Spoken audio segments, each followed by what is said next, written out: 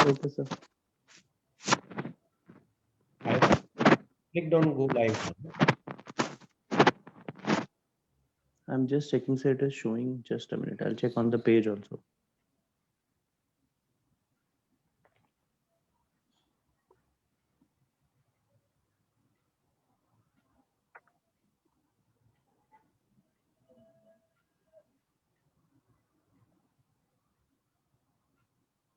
So we are live. Good afternoon, everyone. We are back again on the Haryana chapter of AIOTA page to bring to you what had started off as a dissemination of some research works, along with guest speakers who have accomplished out of their experience, position, and their expertise. We started this series some time back, and in that same series, today we have with us Harshvardhan. He is an occupational therapist.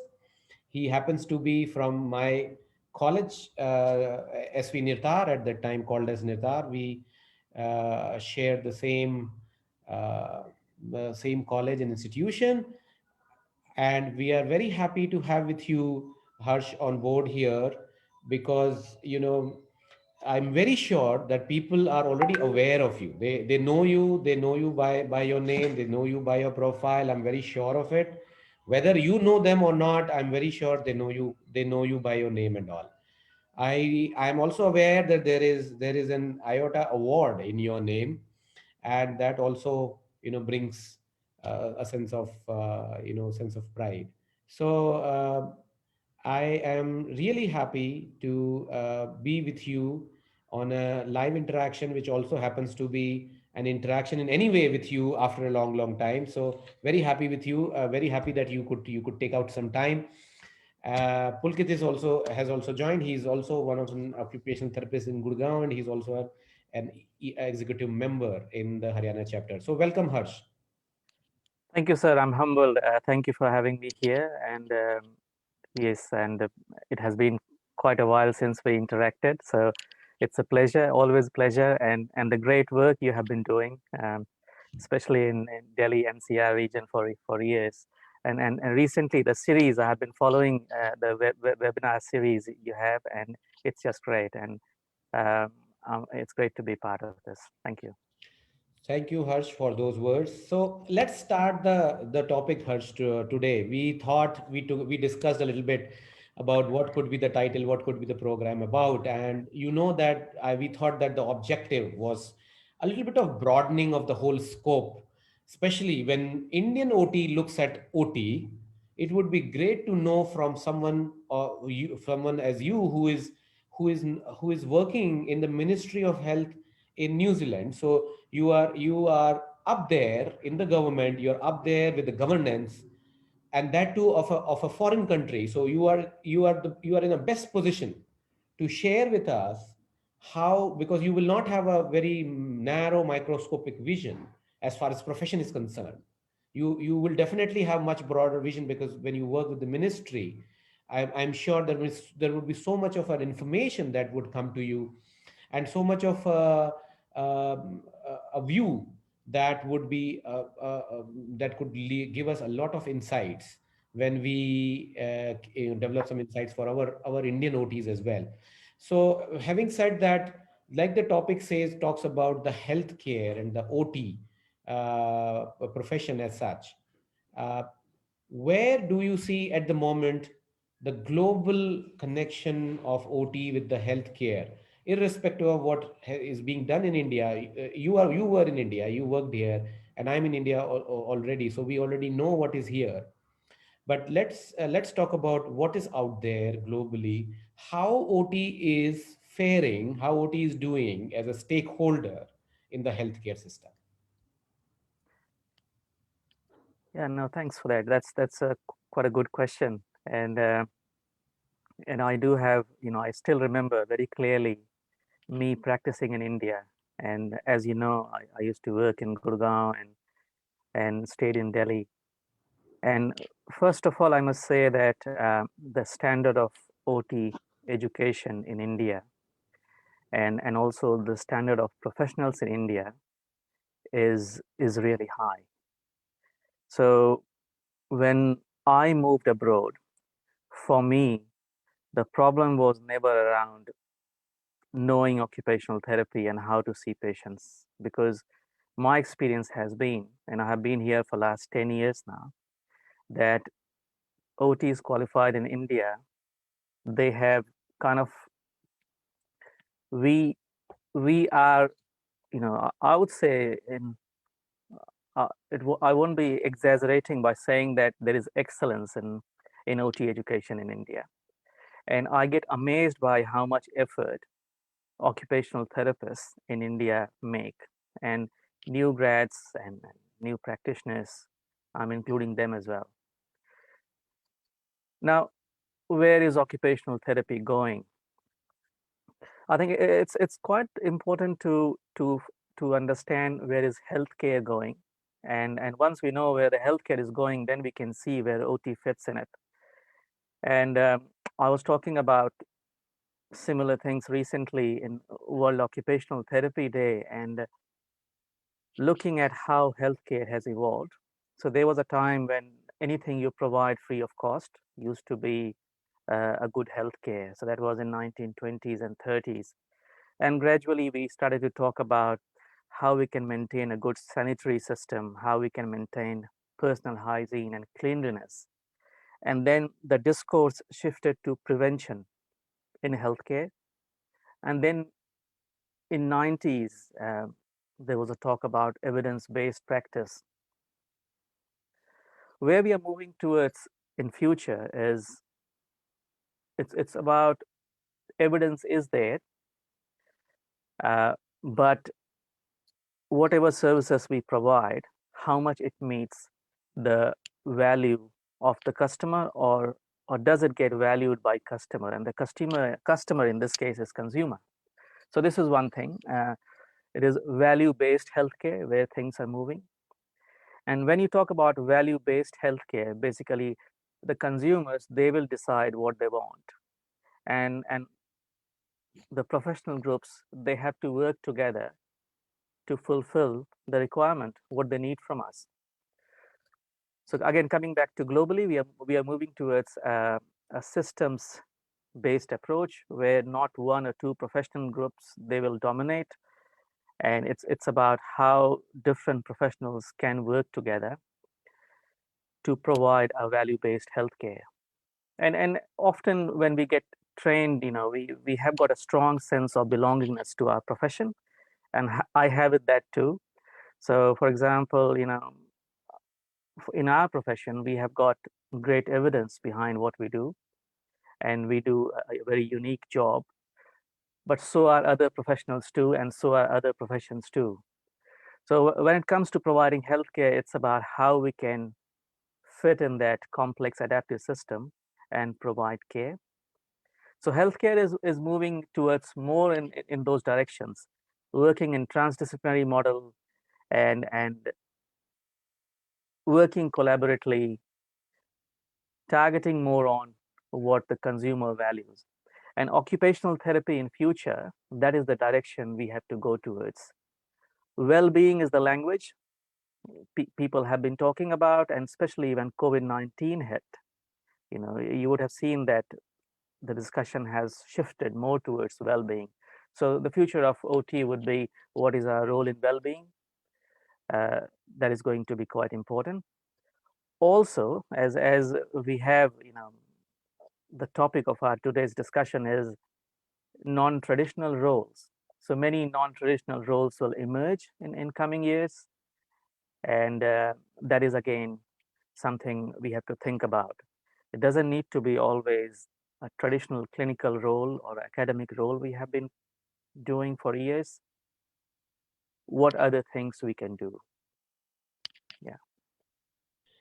So, having said that beautifully about the non-traditional roles, uh, I think we all in India, whoever viewers are, therapists who have qualified in some years, therapists who have passed out recently, I would still, if I ask them, and you know this, that if I ask them what's the roles that OT typically have, as far as India context is, they would typically say either a clinician or a academician.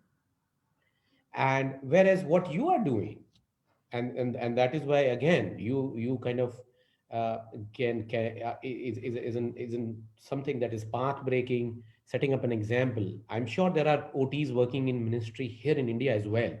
I personally know of an OT from our own college who has been working, who he was earlier working in the central government in the Ministry of Health. Now he's working in the state government. uh, so there are very few otherwise working in the governance side as well.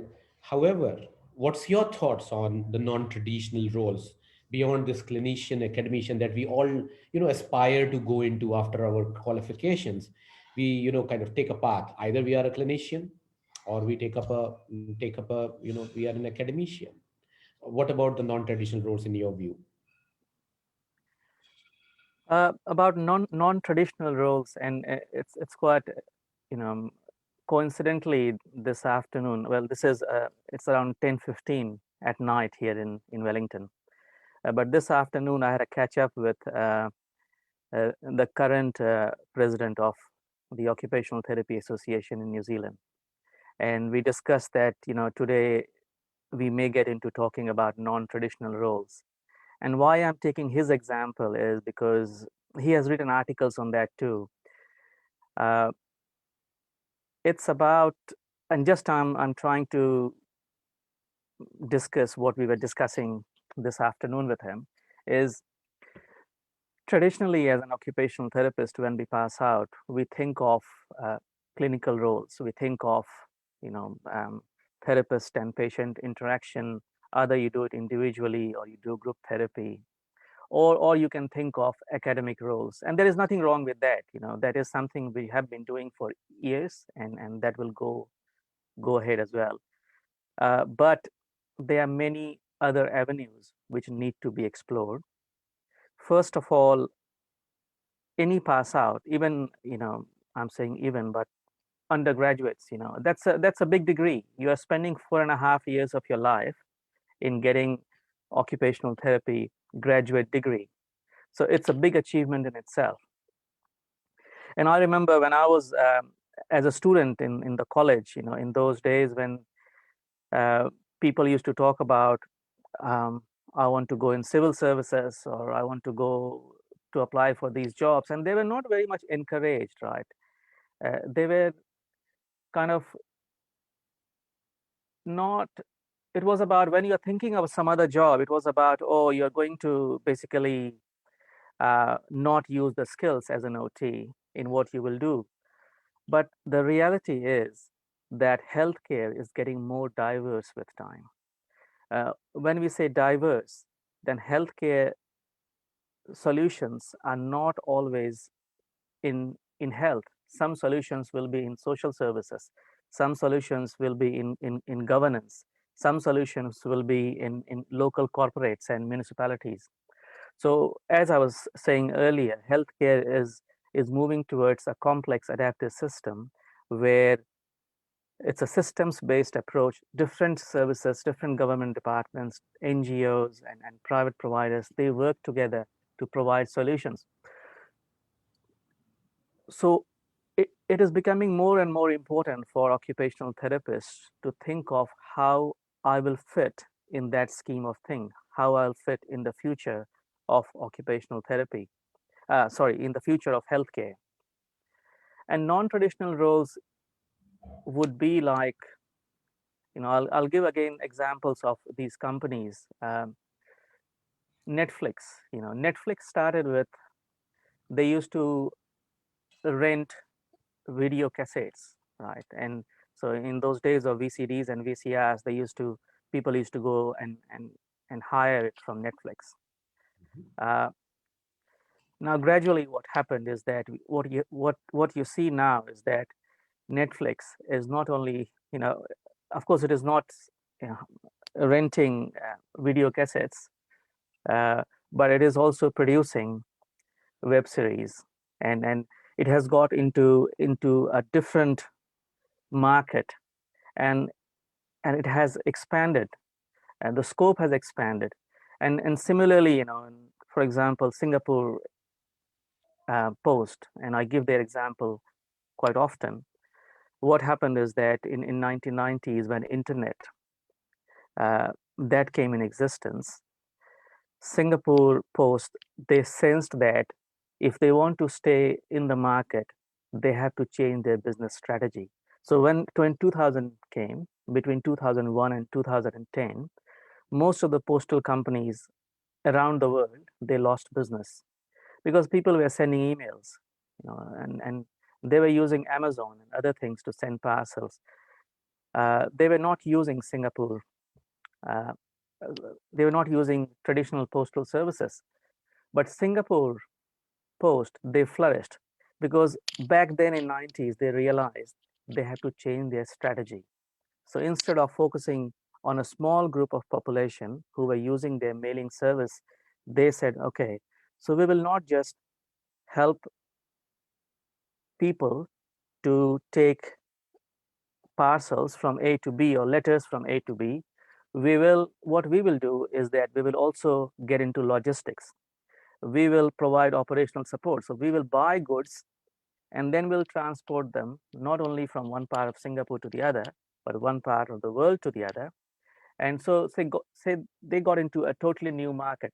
Similarly, in healthcare, going forward, when you think about non-traditional clinical role as such, it is about thinking how you can get into new markets and thinking innovatively about it. When you think about innovation, it is like either you can make good services better. For example, if you're having a private practice, you can start with having, say, one of the tests. For example, you're doing sensory profile for autism, and after a few years, you realize that, oh, that is not enough. Let us start doing ADOS, the autism diagnostic test. And after a few years, you feel like, no, even that is not sufficient. What about we will do a Griffiths test for an assessment for global developmental delay? And so you are making your good services better with time, but your market is still the same. You are working with a particular group of people and consumers. But going forward, and that is what I say non-traditional, is about thinking how your market is going to expand. So that is called market creating innovations rather than only market sustaining innovation. You know? And for example, Kodak camera, right? So there was a time then they were best sellers of camera in the world, and they were doing really great. And someone approached them with an idea, and they said, look, I've got this idea. I've got a digital camera technology. It doesn't take great pictures, but it's worth looking at. We can further invest on it and make it better resolution pictures. And Kodak, they just dismissed that. They said, rubbish. We have got a big market. We are sustaining. We are performing well. Why we will look at that? Of course, and the picture quality was really bad. And only a few years down the line, you see where Kodak has gone, and you see where the digital camera market is there. So what I'm trying to say is non-traditional role is also about thinking how you are creating new market. So getting into well-being space, and why I'm taking examples of other companies is it is very important for healthcare to learn from what is happening in other agencies, other sectors, and so it is quite important so to take lessons from them. And one of the examples is like Amazon, Berkshire, JP Morgan. These big companies, they have joined together and they're working on a platform, and Heaven is their website. They're still developing it, but the whole idea is that they want to target well-being market.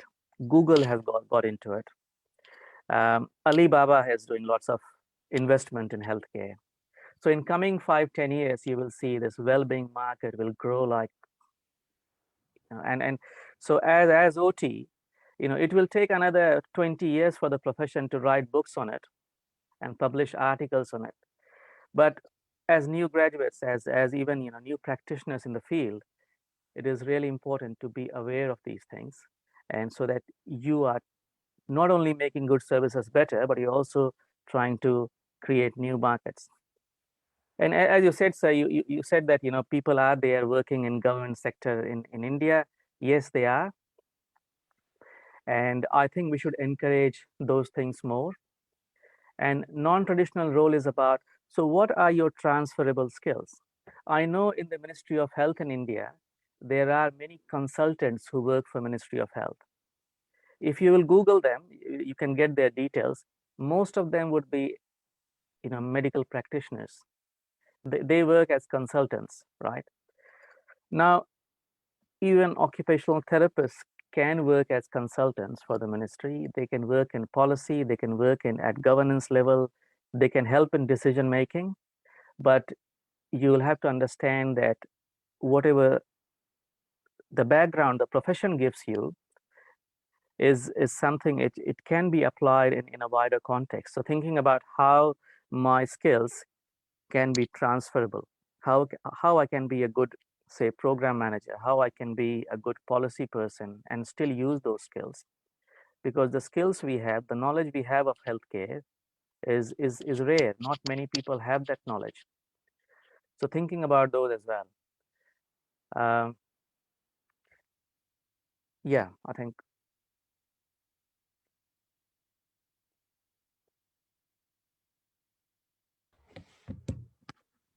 I'll just, I think Manisa is on mute mode, so I'll just carry on. So I'm coming here. back to, I'm here. Are you able to hear me? yes, sir, yeah. Yeah. So having said that, I got it. I actually switched to an different internet connection in the meanwhile. So there was. Uh, so I understood about the market creation being innovative, creating new innovative market, and rather than being sustaining into a market, creating new markets.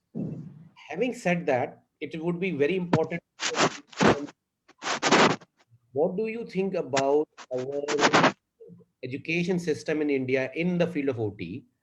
Is it really giving the exposure and the skills to the people, to the students, to be able to do what the healthcare as a whole is looking forward to, or is has a scope in?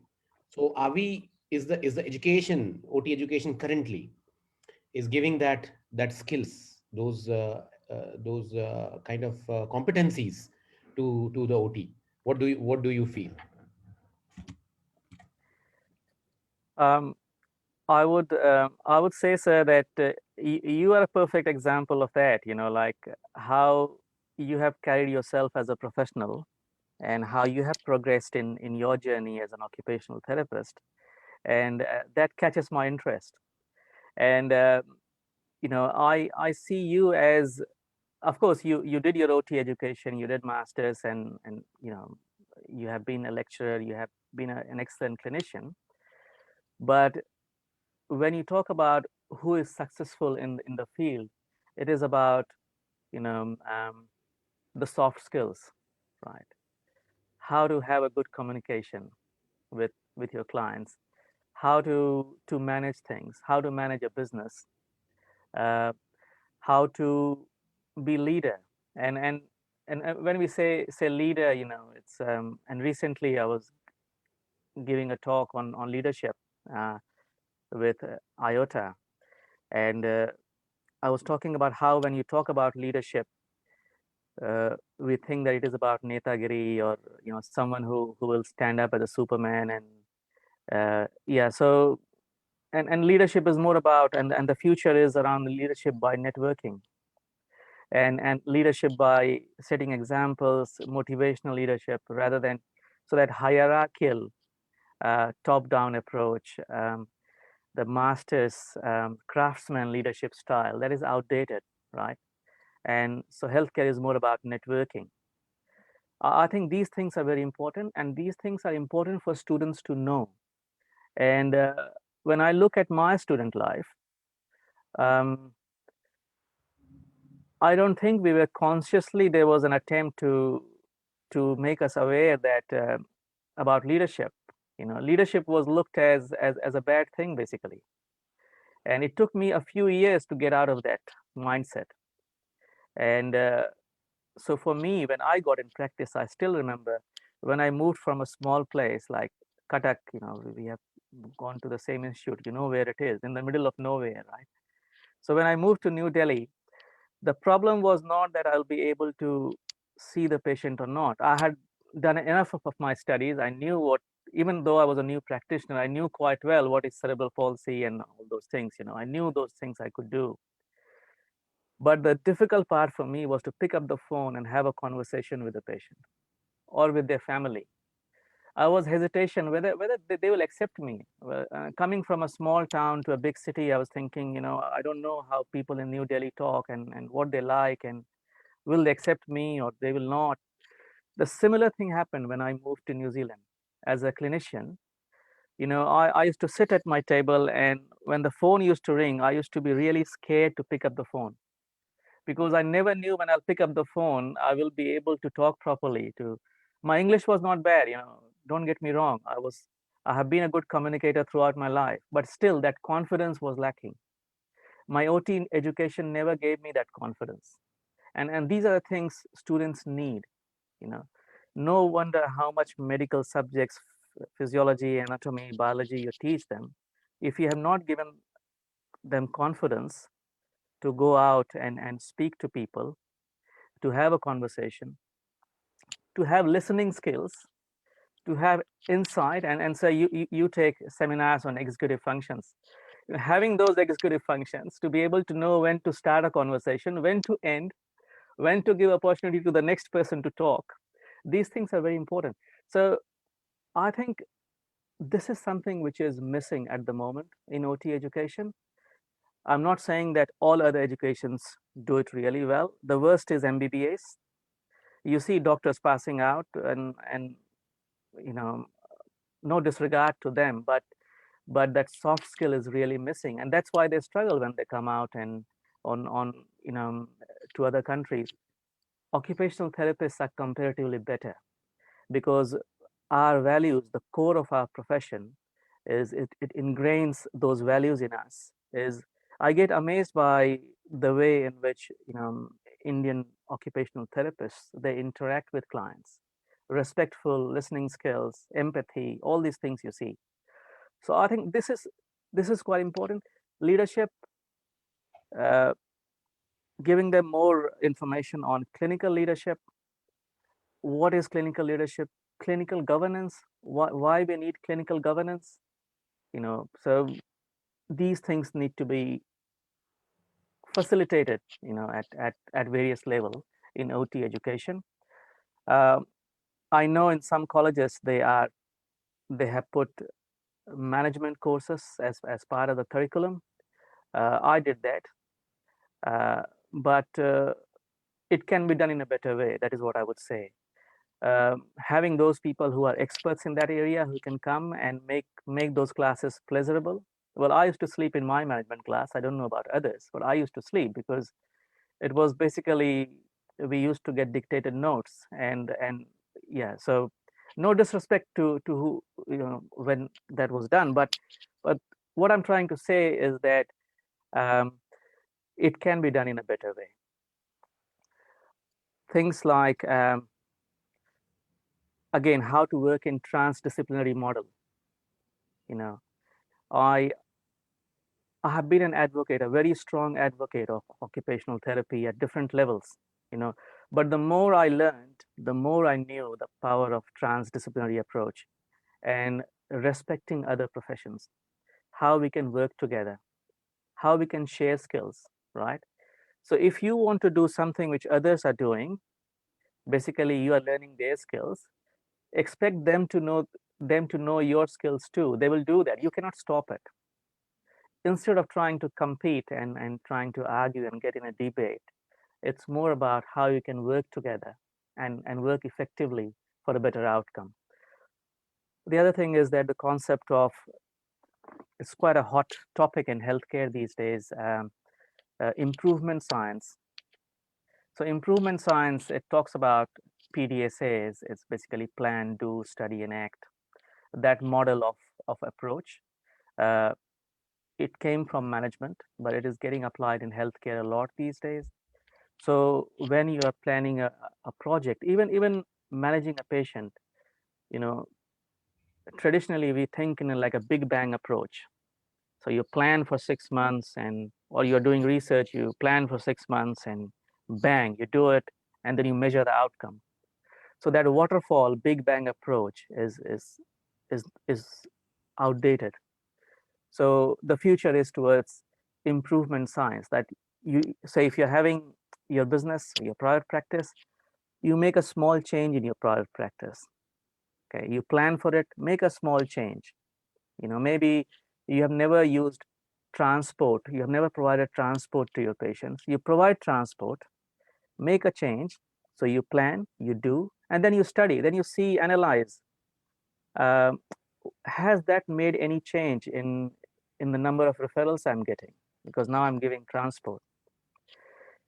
And then maybe after analysis, you will find that yes, it has changed, but there's still a problem. The transport which I'm giving, actually, my center shuts down at say 3 o'clock, but one of the parents has to be at home to collect children. So it's working, but it's not really working, because that means that that person is not able to go to the job. Can I provide after school or something like of care, where the child stays with you until 5 o'clock and then you drop the child? So you're doing making some changes, measuring it, analyzing it, and then trying to. So improvement science is something, and I'm talking at the level of patient care, but it can be applied at bigger scales as well. I think these are things which need to be ingrained in OT education. One thing just wanted to add is, um, occupational therapy. It has been an interesting journey of occupational therapy. We have progressed with time, but at the same time, sometimes the profession does some weird things, and I have no hesitation to talk about them. So if you'll see, in 1991, AOTA, American OT Association, they talked about, for the first time, they were the one who talked about functional outcome. So they had, and you would have seen that, participation limitation, and so the functional language they started to use, that was in 1991. By 2001, the world started to talk about functional outcome, right? And then it came into international classification of function. Yeah. And all other professions started to follow it. Now, what happens again, if you will look at the American OT Association website, they have again changed their classification. So you did something, the world starts following, and then you start doing something else. So one of the challenges with OT profession is that we, and this is internationally, we don't fit in with the mainstream, right? And what worries me is, well, India is doing far better in this. We are a lot more aligned with the medical model than other countries. But what worries me internationally is, uh, social model is good, but still it is a healthcare profession. You are a healthcare professional. If you get too much aligned with social model, then there's a risk. And that is where the profession is going. No wonder when, as a student, we used to read Willard and Speckman and Pedretti and all those books, it was hard to understand what they were trying to say, because half of it is something which you don't use in your practice. Um, and again, no disrespect to people who have done that, but I think as profession we have to see where we fit in the mainstream. So the students need to learn what other professions are doing, what others are doing, and what are the other things we can bring into our practice. Sure, Harsh, and I'm really your inputs about these topics really stimulate further discussion, further points that can develop even more higher insights. I'm very sure that whatever points you have come up with are itself, for us, for Indian context, they are definitely a food for thought. They are also very innovative thoughts, because for us, we are pretty, we have made our life, you could say, oversimplified for occupational therapists to say, okay, let's focus on the client and the therapist relationship, and that's it. Or our student and, the student and academic kind of roles. So those inputs that you are giving at the moment should be something that should carry forward, should reach to every OTs to start thinking about it, to start reading more about it, or to even start using those terms that you have used. In OT, we may not even use the term market. The market has a very different meaning here. It's like as if OTs are not supposed to do business, or not supposed to talk about systems and processes. And so, you look at OT as a little narrow meaning still, I feel. Whereas it is something, leadership, you talked about systems and processes, you talked about uh, healthcare, connecting it to a healthcare rather than connecting it to only being a therapist or just focusing on therapy. It's the higher field there which we need to connect even better. So, uh, how much I would like to continue this talk and discussion further. We today we have this much time, and we would like to definitely connect with you on some other day, some other time, to further discuss, develop this topic even more. Maybe have a closed group discussion on this kind of a thing with other therapists on board, and to ensure that something further, something bigger comes out of it, or develops out of it for the Indian context and Indian scenario. So, having said that, thank you so much, Harsh, for being here, for giving us your valuable time, and thank you all the viewers. Remember that we are here on this platform every Sunday with a guest speaker, with a featured talk, and or with a dissemination of a small research work. And the objective is to broaden the or advocacy of OT is the objective here. And we have been telling a lot of fresh new pass outs or otherwise experienced people to pull out their dissertations that are biting the dust in your trunks. L- Please pull them out.